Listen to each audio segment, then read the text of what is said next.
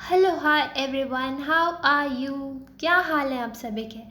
बढ़िया है। चलो भाई, बहुत ही बढ़िया। तो आओ फिर तुम्हें आज पकाएंगे हम थोड़ा।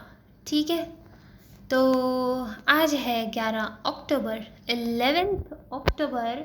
और आज का हमारा पहला आर्टिकल आता है पीरियोडिक लेबर फोर्स सर्वे। जी हाँ। अब ये सर्वे किससे रिलेटेड होता है? ये होता है भाई लेबर फोर्स से रिलेटेड डेटा देगा तुम्हें, और किसका देगा? जब नाम में लेबर फोर्स लिखा है तो किसी और का तो देगा नहीं। सिंपल है। करता कौन है ये सर्वे? ये करता है NSSO, which is national sample survey office. अब ये किस में आता है भाई? कौन सी मिनिस्ट्री में? किस में आएगा? Ministry of statistics and programme implementation. ठीक है। डेटा से रिलेटेड काम है, स्टैट से रिलेटेड काम है, तो उसी में आएगा। राइट। अब ये क्या करता है? बेसिकली डेटा कलेक्ट करते हैं और फिर बताते हैं ट्रेंड कि क्या रहा हर 3-3 महीने में। ठीक है। बेसिकली साल में 4 बार लाते हैं, ये क्वार्टरली होता है। तो 3 महीने का आया, अप्रैल से लेके जून तक का। इसमें क्या बताया ना कि जो अनएम्प्लॉयमेंट रेट है, बेरोजगारी दर, वो कम हुई है। कम हुई है, जी हाँ, कम हुई है। बहुत ही बढ़िया, शाबाश भाई शाबाश। तो लेबर फोर्स पार्टिसिपेशन रेट की बात करें, ठीक है, किसकी? जो कि एज 15 या अबव वाले हैं, वो इम्प्रूव हुई है। बहुत ही बढ़िया। और वर्कर पॉपुलेशन रेशियो जो है वो भी इम्प्रूव हुआ है। ये भी बहुत ही बढ़िया। और तो और क्या, बेसिकली सारी अच्छी चीज़ें आई हैं इसमें। और तो मैं क्या ही बताऊँ, प्री पैंडेमिक पीरियड से कंपेयर करें तो उससे भी ज़्यादा जो है एम्प्लॉयमेंट बढ़ी है, which is a good thing. Unemployment कम हुई है, एम्प्लॉयमेंट बढ़ी है। बहुत ही बढ़िया। अब आते हैं ये टर्म्स की बात करते हैं। ये टर्म्स जो है ना, ये याद करना ज़रूरी है। जी हाँ। इसमें आप थोड़ा कंफ्यूज हो सकते हैं, तो इनको ध्यान से पढ़ना, एकदम ध्यान से। पहला आता है लेबर फोर्स पार्टिसिपेशन रेट। अब ये क्या होता है?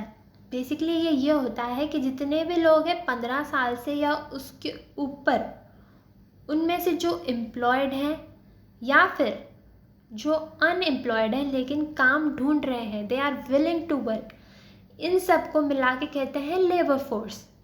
ठीक है। तो ये बात हो गई सिंपल। बेसिकली जो जो भी इकोनॉमी में पार्टिसिपेट कर रहे हैं या पार्टिसिपेट करना चाहते हैं, तो वो हो जाएगी labour force participation rate. Simple था। बहुत ही बढ़िया। अब आती है बात अनएम्प्लॉयमेंट रेट की। ये क्या होती है? तो ये कुछ नहीं होता, बहुत सिंपल है। यहाँ पे जो हमने ये अनएम्प्लॉयमेंट लोग दे रखे थे ना, इनका क्या प्रोपोर्शन है इस लेबर फोर्स में? ये जो पूरी लेबर फोर्स है, इसमें अनएम्प्लॉयड लोगों का, बेरोजगार लोगों का क्या रेशियो है, क्या प्रोपोर्शन है, उसी को हम अनएम्प्लॉयमेंट रेट बोल देते हैं। ठीक है। अब बात आती है एम्प्लॉयमेंट रेट की। अब वो क्या होती है? तो आप लोग सोचेंगे कि जब अनएम्प्लॉयमेंट रेट इसका प्रोपोर्शन थी पूरी लेबर फोर्स का, तो एम्प्लॉयमेंट रेट भी उसी का प्रोपोर्शन हो जाती होगी कि भाई कितने लोग एम्प्लॉयड हैं हमारे लेबर फोर्स में। लेकिन ऐसा नहीं है, इतना सिंपल नहीं है। इसलिए तो मैंने कहा था कंफ्यूज हो जाओगे। अच्छे से पढ़ना। बेसिकली एम्प्लॉयमेंट रेट की बात करें तो वो हम कैसे निकालते हैं? वो निकालते हैं जितने भी एम्प्लॉयड पीपल हैं, जो भी काम कर रहे हैं, उनका क्या परसेंटेज है पूरी वर्किंग एज पॉपुलेशन में। नॉट जस्ट लेबर फोर्स में, बट पूरी वर्किंग एज पॉपुलेशन में। वर्किंग एज पॉपुलेशन की क्या एज होती है भाई? होती है 15 से लेके 64 तक, 15 से लेके 64 तक। ठीक है। इनमें कंफ्यूज मत हो जाना, अच्छे से पढ़ लेना। ठीक है। अब बात करते हैं वर्कर पॉपुलेशन रेशियो की।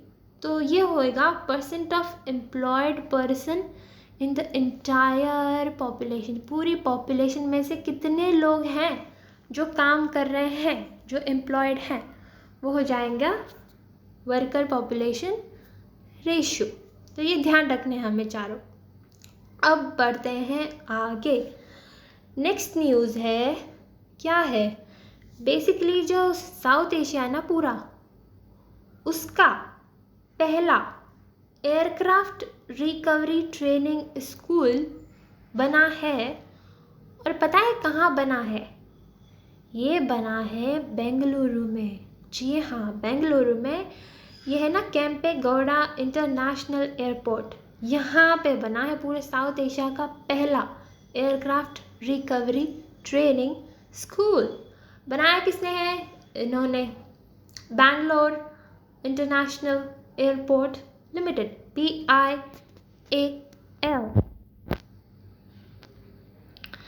Next article is related to segur कैसे बोलते हैं इसको, सेगुर प्लेट्यू। ठीक है, ये कहाँ पड़ता है? ये बेसिकली नीलगिरी में पड़ता है। नीलगिरी डिस्ट्रिक्ट, तमिलनाडु। कई बार सुना ही होगा न्यूज़ में। और ये सेगुर प्लेट्यू है कहाँ पे? ये नॉर्दर्न स्लोप्स में आता है, जो नीलगिरी हिल्स है उसके नॉर्दर्न स्लोप्स में। ठीक है, बहुत ही बढ़िया। अब ये बहुत इम्पॉर्टेंट है, ठीक है। इम्पॉर्टेंट क्यों है? क्योंकि ये बहुत सारे प्रोटेक्टेड एरियाज़ को कनेक्ट करता है ये वाला प्लेट्यू। जैसे कि नीलगिरी बायोस्फीयर रिजर्व है ना, वो भी वहीं पास में आता है। और ये पता है UNESCO world network of biosphere reserves का भी पार्ट है। जी हाँ, याद रखना है, ठीक है। ये बहुत इंपॉर्टेंट कॉरिडोर है, बेसिकली वाइल्ड लाइफ कॉरिडोर है, जो कि वेस्टर्न घाट्स और ईस्टर्न घाट्स को कनेक्ट करता है। बहुत इंपॉर्टेंट है ये, बहुत ज़्यादा। कौन कौन से प्रोटेक्टेड एरिया से एनक्लोज्ड है ये? तो हमारा बांदीपुर नेशनल पार्क हो गया नॉर्थ वेस्ट में, ठीक है। अगर हम ईस्ट की बात करें तो वहाँ आ जाएगा सत्यमंगलम वाइल्ड लाइफ सेंचुरी। वहीं पे अगर वेस्ट की बात करें तो वहाँ आ जाएगा वायनाड वाइल्ड लाइफ सेंचुरी। तो देख सकते हैं कितने सारे प्रोटेक्टेड एरियाज़ हैं आसपास में, ठीक है। और सबसे मज़े की बात यह है कि यहाँ पे एशियन एलिफेंट्स की बहुत ज़्यादा पॉपुलेशन में यहाँ पे ये एग्जिस्ट करते हैं, ठीक है। 6000 विच इज़ ह्यूज। पूरे इनफैक्ट वर्ल्ड की लार्जेस्ट पॉपुलेशन है एशियन एलिफेंट्स की यहाँ पर। तो जस्ट इमेजिन कितना इम्पॉर्टेंट एरिया है। और कौन कौन से रीजन कवर करता है? मुदुमलाई, नागरहोल, बांदीपुर, सत्यमंगलम, वायनाड। ये सारे नाम बहुत बार सुने होंगे, न्यूज़पेपर में आते रहते हैं, ठीक है। अब ये बहुत इम्पॉर्टेंट है, not just for the elephants. ये जो कॉरिडोर है सिर्फ एलिफेंट्स के लिए इम्पॉर्टेंट नहीं है, इनफैक्ट यहाँ पे और भी स्पीशी रहती हैं, जैसे कि क्रिटिकली एंडेंजर्ड वल्चर्स। जी हाँ, वो भी यहाँ पे रहते हैं।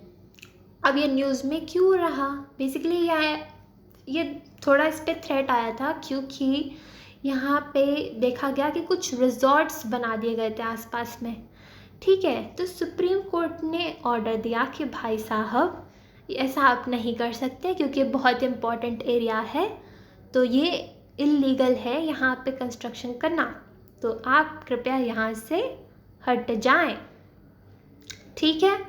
क्योंकि तुम इंसानों के यहाँ पे होने से और ये कंस्ट्रक्शन वगैरह होने से, जैसे कि इलेक्ट्रिसिटी के लाइंस वगैरह डालते हैं, तो उनके मूवमेंट में अफेक्ट करता है। जो एनिमल्स हैं उनके मूवमेंट पे अफेक्ट होता है, तो इसलिए आप जो है यहाँ से निकल जाओ, ठीक है।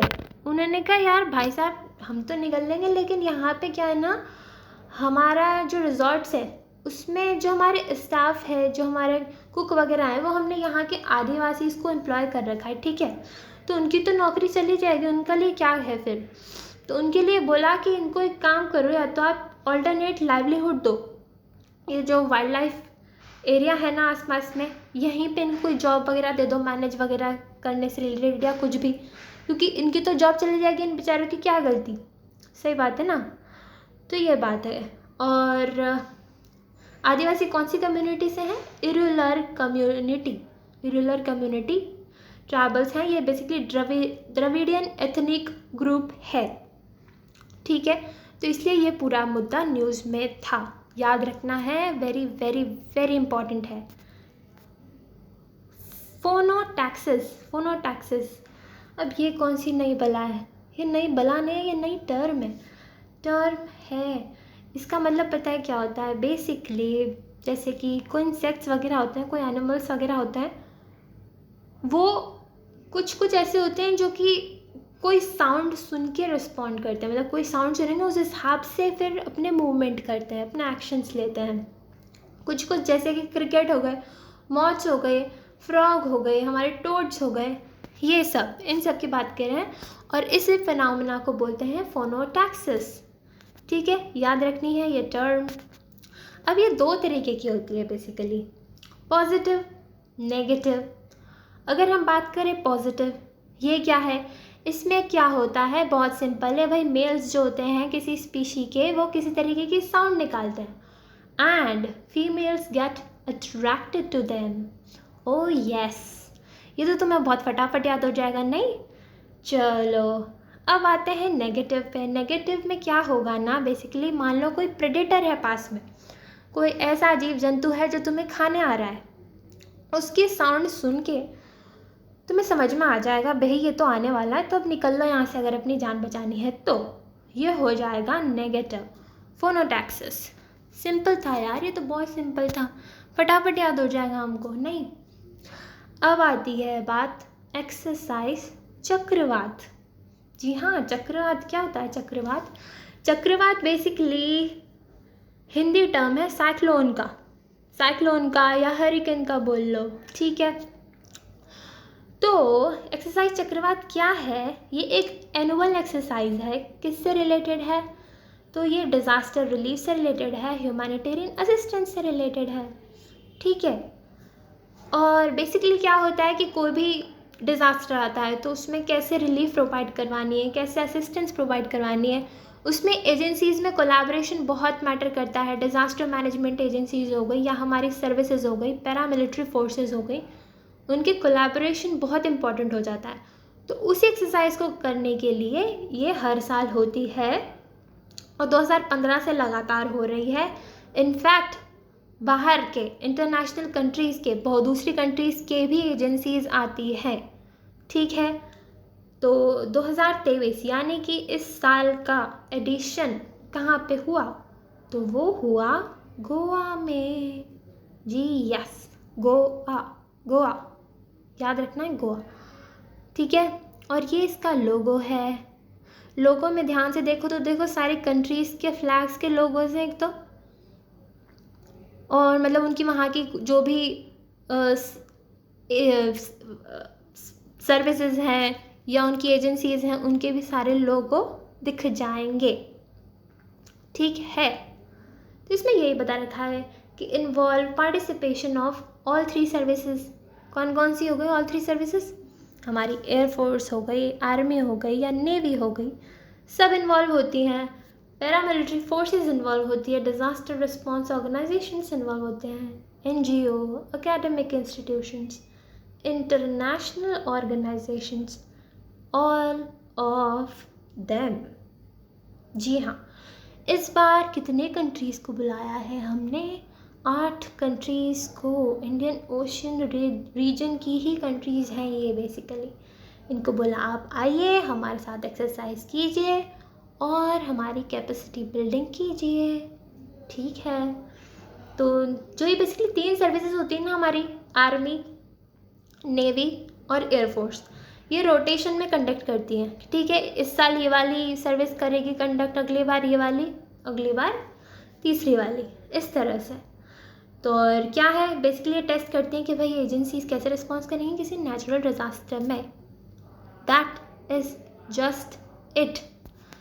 So that's all for today. Thank you so much and I hope मैंने ज़्यादा नहीं पकाया है आज। एंड इसी तरह मस्त रहो, पढ़ते रहो, आगे बढ़ते रहो and have a nice day.